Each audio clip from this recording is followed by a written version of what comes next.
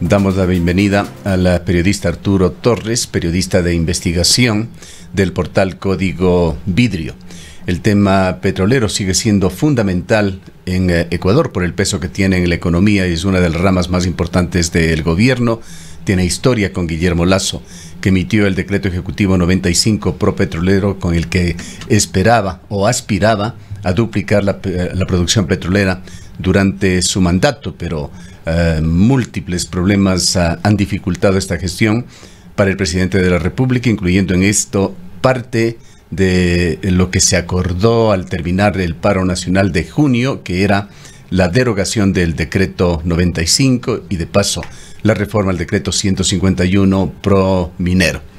Quisiéramos, Arturo, al tiempo de darle la bienvenida, conocer la importancia de lo que está sucediendo en Petroecuador, la relevancia que se suma también a las enormes dificultades que está enfrentando el gobierno de Guillermo Lasso. Gracias, Gustavo. Buenos días.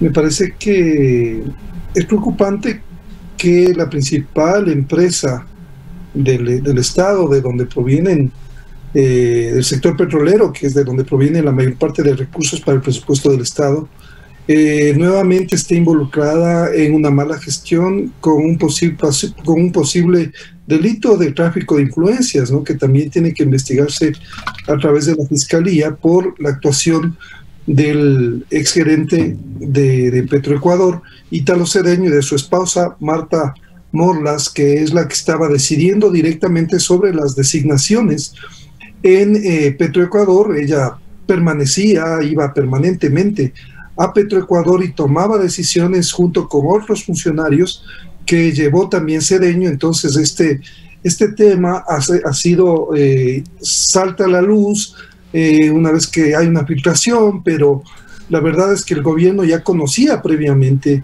de todo este problema y sin embargo no tomó decisiones oportunas para desvincular del cargo a una persona que estaba afectando a los intereses del gobierno del Estado ecuatoriano, porque estas prácticas están reñidas con todo el tema de la normativa interna y sobre todo de la ética, que el mismo presidente se encargó de ponerla en el tapete cuando recuerdo que uno de sus primeros decretos fue este código de ética y de normas de comportamiento.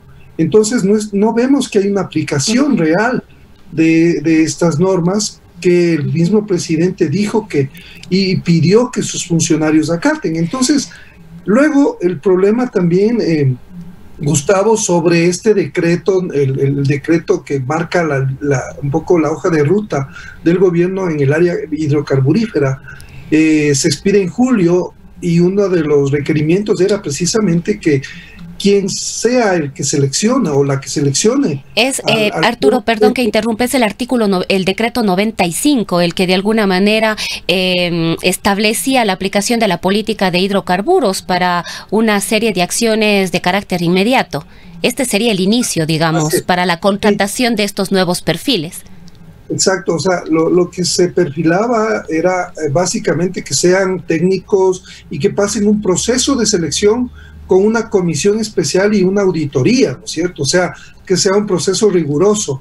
Dicho sea de paso, todos los gobiernos al inicio de sus gestiones empiezan así, anunciando que van a hacer una depuración en Petroecuador. Recuerdo desde el gobierno de Lucio Gutiérrez, que nombró una auditoría, creo que con una empresa internacional, pero luego todos esos procesos se dejan por un lado. Es lo que está ocurriendo también en el caso de este gobierno, que anunció un proceso técnico para la selección del gerente de Petroecuador y finalmente en diciembre derogan esa parte del literal T de este decreto para que básicamente se designe de alguna forma a dedo, ¿no es cierto? O sea, como se venía designando el directorio de Petroecuador, es el que decide de una terna el nombre del gerente, pero nunca hubo el proceso que se había anunciado en julio, y el presidente de la República es el que da la venia para que se nombre a Ítalo Cedeño, quien meses antes había empezado a tener ya cercanía con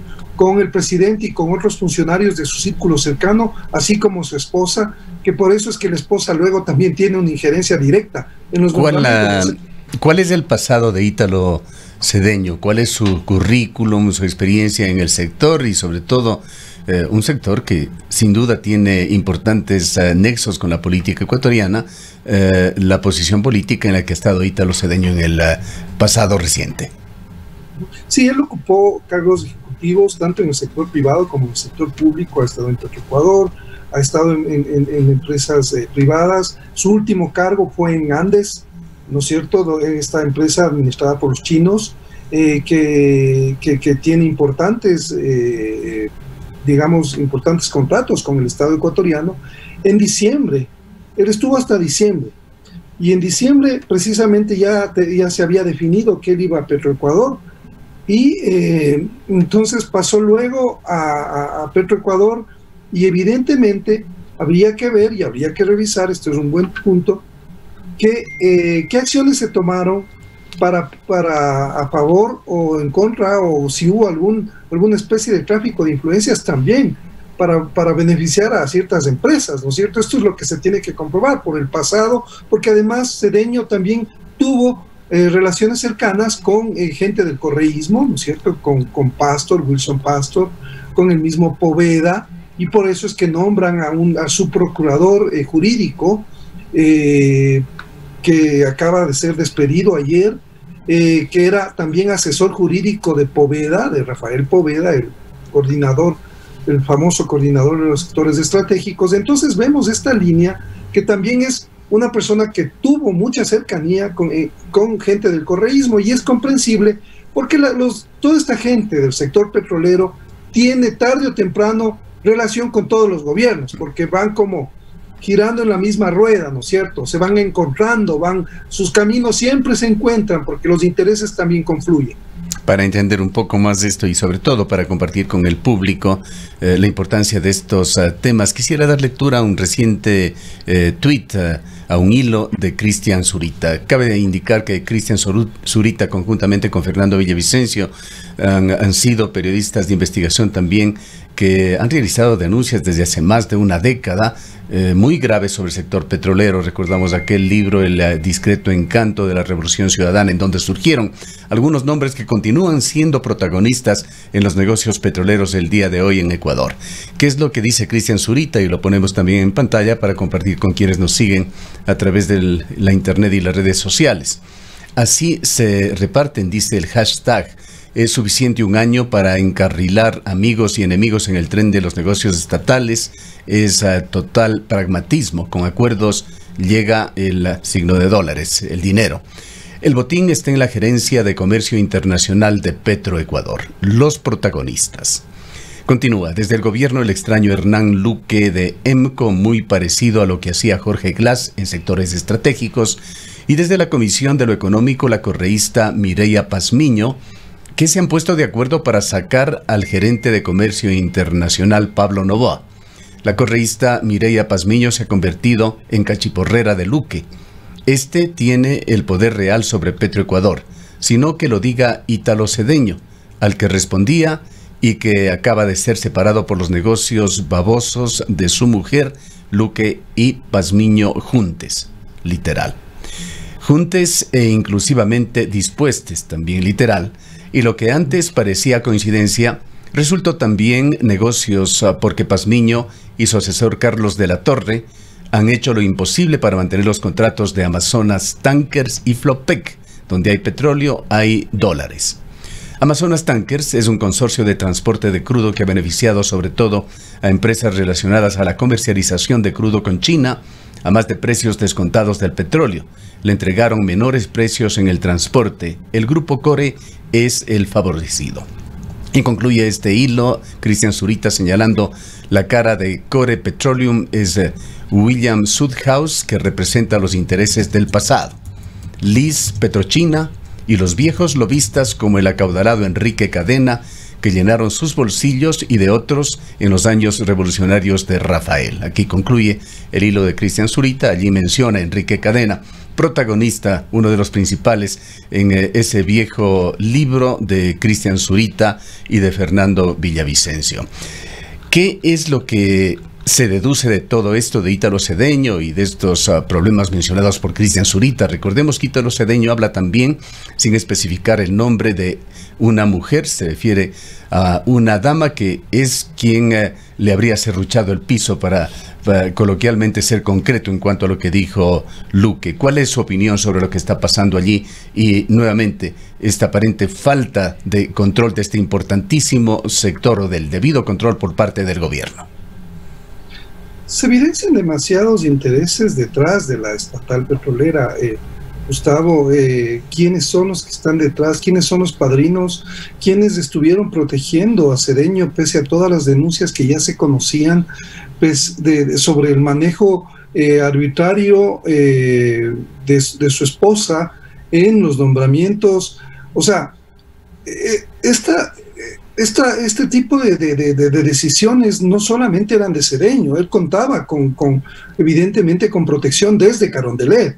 Eso es lo preocupante. Y lo más preocupante es que el presidente de la República haya dado paso a estos cambios que luego facilitan la entrada de Cedeño, que un poco se gana la confianza de la esposa de Cedeño, mejor dicho, del presidente, a través de su esposa. Meses antes habían tenido un contacto, y luego él también con Luque, que es otro personaje que está en medio de esta trama, que también protegía a Ítalo Cedeño. Entonces, hay demasiados intereses, pero que básicamente le están perjudicando al país, porque son intereses de grupos interesados en mantener esquemas que básicamente ya vemos lo que pasó con el correísmo y el manejo de los sectores estratégicos, con Jorge Glass, como bien señala ese tuit de Cristian Zurita. Estamos viendo que se están replicando este tipo de prácticas. Entonces, no hay ningún aprendizaje del gobierno sobre el tema, que básicamente hace anuncios, pero los hechos desdicen de esos anuncios. Hablan de la lucha anticorrupción y realmente están haciendo otras cosas. Es realmente muy sensible el tema, porque vemos que el mismo gobierno se está generando crisis porque no es capaz de enfrentar de una manera coherente los problemas. En el caso de Cedeño, él también ya estaba lobbyando, estaba protegiendo mucho a la petrolera Schlumberger, que también nosotros habíamos desde febrero pasado divulgado los videos sobre Jorge Glass y cómo se estaba haciendo una auditoría de los contratos específicos, de servicios específicos que desde el 2012 se realizaron con las petroleras en los campos maduros. Pues bueno, ahora el ministro de Energía pidió que se abra una auditoría, exámenes sobre ese contrato al consorcio Shushupindi, y quien estaba protegiendo eso, de lo que conocemos, era Cedeño. Quien estaba protegiendo a la petrolera era Cedeño. Entonces había ya una confrontación directa entre el ministro y Cedeño. Sin embargo, a Cedeño lo protegían otros funcionarios que están en Carondelet. Entonces, es un problema que va evolucionando y que le está pasando una factura muy, muy onerosa al gobierno, en medio de crisis simultáneas de seguridad, económica, de salud, ahora mismo el problema del IES. O sea, el gobierno se está especializando en sembrar él mismo minas que después le van estallando y van haciéndole daño no solo al gobierno, sino al país. Arturo, en este contexto, con estas estructuras y con estas acciones que se repiten y que al parecer las venimos arrastrando muchísimos años y no enfrentamos una solución, el presidente Guillermo Lasso creó la Secretaría Anticorrupción. Ahí está Luis Verde Soto, le escuchamos en su momento algunas declaraciones en torno al caso Danubio, pero ¿cuál es el rol de Verde Soto, el rol de esta Secretaría frente a todo esto que estamos viviendo y que es una reproducción además? O sea, yo no creo en estas comisiones, porque son comisiones que comisiones que salen del margen de cuáles son las instituciones que deben enfrentar la corrupción. Es decir, Fiscalía, debería reforzarse el papel de la Fiscalía, porque luego, ¿qué es lo que pasa? Que cualquier trabajo que hace la comisión luego tiene que ser judicializado y volver a investigarse, básicamente, ¿no es cierto? Entonces, veamos lo que pasó con la anterior comisión que creó Lenín Moreno. Fue un fracaso absoluto. Pese a que entraba la ONU, tuvieron que devolver la plata, bueno, un sinnúmero de problemas. Ahora en esta nueva entidad que está encabezada por Luis Verde Soto, ex consejero del electoral. Básicamente se aclaró que su papel es preventivo, que van a hacer una labor preventiva y de alguna forma educativa entre los funcionarios públicos, cuando lo que necesitamos es atacar la corrupción que está desbordando por todas las entidades del sector público, que es un problema estructural, sistémico, y básicamente le ubicaron en el tema preventivo. Entonces, yo dudo mucho de que esto vaya a llegar a buen puerto, o sea, por todos los antecedentes, por la forma en la que se han presentado las cosas, y además es una entidad que depende del Estado, del gobierno. ¿Qué va a hacer cuando salte, cuando tenga un caso de corrupción, digamos, de Carondelet? ¿Va a tener la independencia para denunciarlo? Pero bueno, con el caso Danubio ya se vio algo similar. Exactamente, o sea, y ahora mismo hay intentos en Petroecuador de lo que hemos conocido estos últimos días, de tapar y eliminar evidencia sobre el tráfico de influencias en Petroecuador. ¿Quién sería, Arturo, si es que tiene conocimiento o por lo menos sospechas, la persona a la que hace referencia Ítalo Cedeño, que sería quien estaría manejando las situaciones internas y que por presiones de ella habría caído Cedeño, según la versión de Ítalo Cedeño, por supuesto? No tengo yo la información. La verdad es que yo creo que el señor Cedeño está de alguna forma tratando de descargar cosas, de un poco quitarse el muerto de encima.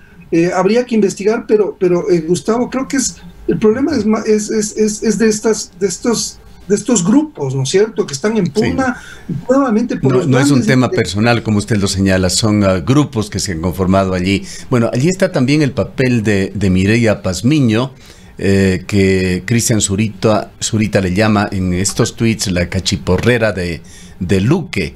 ¿Qué antecedentes hay sobre Mireya Pazmiño? Me imagino que está hablando de la ex legisladora de la provincia de Bolívar, que fue de Pachacutic y que fue expulsada en el 2021 de ese partido.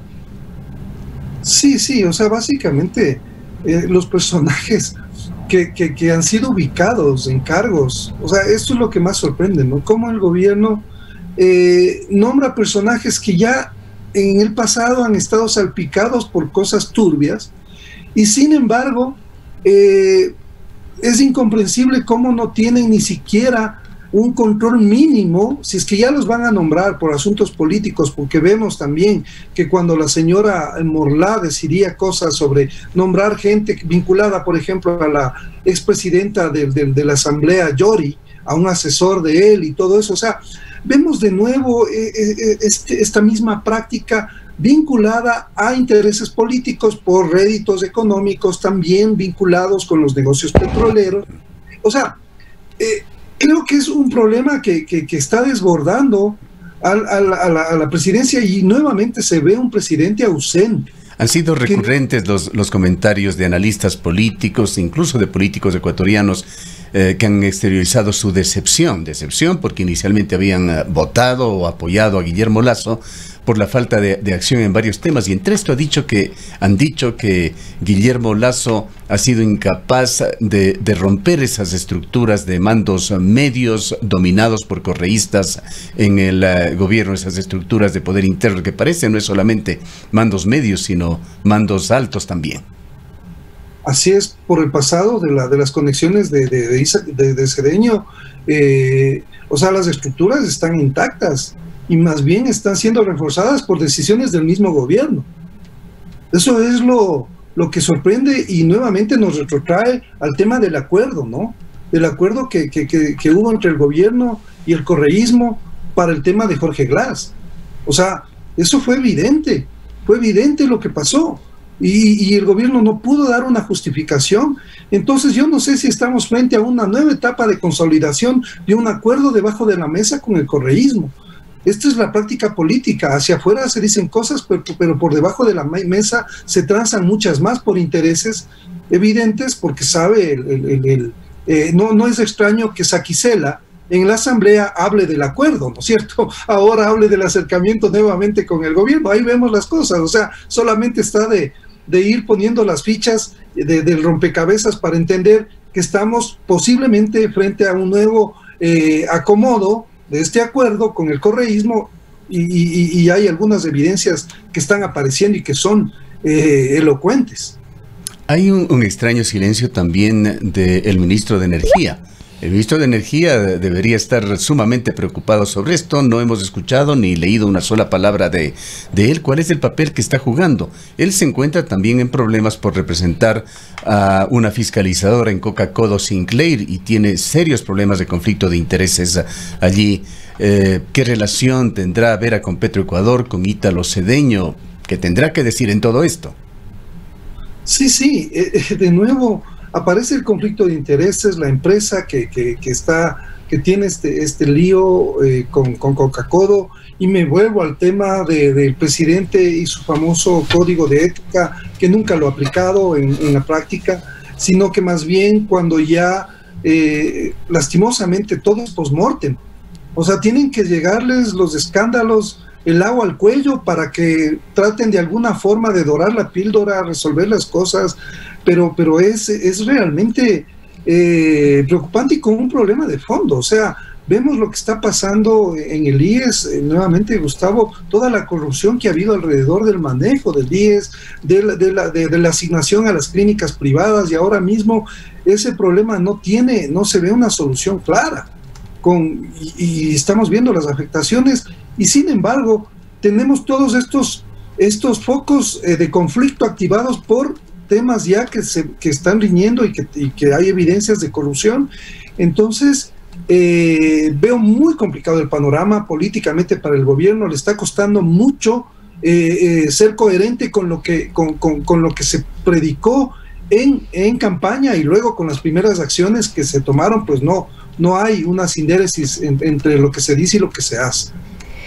Ahora, Arturo, yo quisiera pasar también para tener algún criterio suyo, sobre todo por la experiencia y las investigaciones y cuánto ha profundizado usted en el tema de la seguridad, esta designación de Diego Ordóñez para asumir esta nueva Secretaría de Seguridad Pública y del Estado. Se entiende que él deberá generar e implementar y ejecutar todas las políticas públicas en materia de seguridad en un contexto sumamente complejo que está viviendo ahorita el país. Primero, no sé cuál es el conocimiento del señor Ordóñez sobre seguridad. Creo que todos estamos completamente, digamos, al tanto de que el señor no sabe nada de seguridad. Entonces, ¿qué es lo que pesó para designarle? Es básicamente su cercanía con la confianza del presidente. Y mire, la confianza del presidente con Ítalo Cedeño en lo que acabó, a pesar de que tenía un currículum digamos, de 40 años de experiencia en el sector hidrocarburífero, pero hay cosas mucho más importantes que tienen que ver con la probidad, ¿no es cierto?, con el hecho de que represente a los estados, a los intereses del Estado y no a sus intereses personales. En el caso de Diego Ordóñez, a mí lo que me preocupa es que él no sabe nada de seguridad, él no tiene ningún conocimiento ni ningún currículum sobre este tema.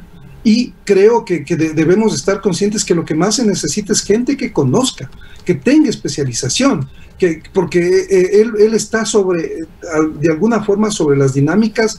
Él va a ser un puente entre defensa, policía y todos los organismos. Entonces necesita tener una comprensión de la seguridad multidimensional.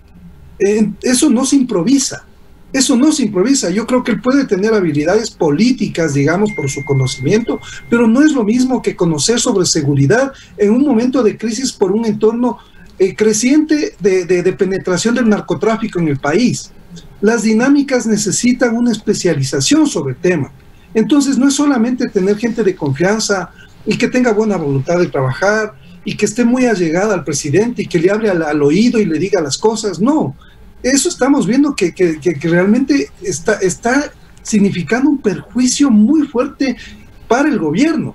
El presidente no está tomando decisiones adecuadas y precisas que le ayuden como para encaminar esta área crítica que es la de seguridad con las personas más idóneas. Por el otro lado, vimos, por cierto, lo que ha pasado con el Ministerio del Interior, en cambio, con el ministro Carrillo, que es un hombre que sí sabe, ¿no es cierto?, que se ve que tiene conocimiento, y ya vemos que ha manejado bien las crisis que se han ido presentando, ha ido golpeando estructuras del crimen organizado. Esa es la diferencia entre una persona que conoce y una persona que puede tener muy buena voluntad y que puede tener, yo no estoy descalificando a la persona ni a su nivel de conocimiento en otras áreas, pero sí creo que en este momento necesitamos a alguien que conozca en profundidad el tema de seguridad para manejar y conozca las instituciones con las cuales va a interactuar, que es Fuerzas Armadas, Policía, que además han tenido una rivalidad histórica y necesitan canales que conozcan bien cómo funcionan esas instituciones. Así es que, no sé, voy a darle el beneficio de la duda al desempeño del nuevo funcionario, de Diego Ordóñez, en el cargo, y le deseo éxitos, pero realmente creo que el perfil exige algo más. Finalmente, Arturo, creo que cabe reflexionar en lo que está sucediendo aquí en Ecuador. Mucha esperanza se puso en el gobierno de Guillermo Lasso por parte de diversos sectores y aparentemente está, por su serie de equivocaciones, de errores, desperdiciando lo que sería una oportunidad de oro para dar un golpe de timón positivo en la política ecuatoriana. Lo que está haciendo en realidad es allanando el terreno para el retorno de políticos que representan justamente la antítesis del ideario de Lasso, abonando el terreno para que siga cambiando el populismo y consolidando a la política como botín en nuestro país. Así es, coincido totalmente, Gustavo, con su análisis. Creo que el gobierno no ve, está viendo solamente una parte de la película, no está viéndose en perspectiva y sobre todo le está haciendo el juego precisamente a estos actores populistas que están cazando a río revuelto y son los que más provecho van a sacar de estas crisis y de este mal manejo político. Pero ahora ya no necesitan ni siquiera que le generen crisis estos grupos políticos, el mismo gobierno se encarga de generarlas. Ese es el tema también de fondo, Gustavo. O sea, creo que el mismo presidente se vuelve el jefe de campaña de la oposición.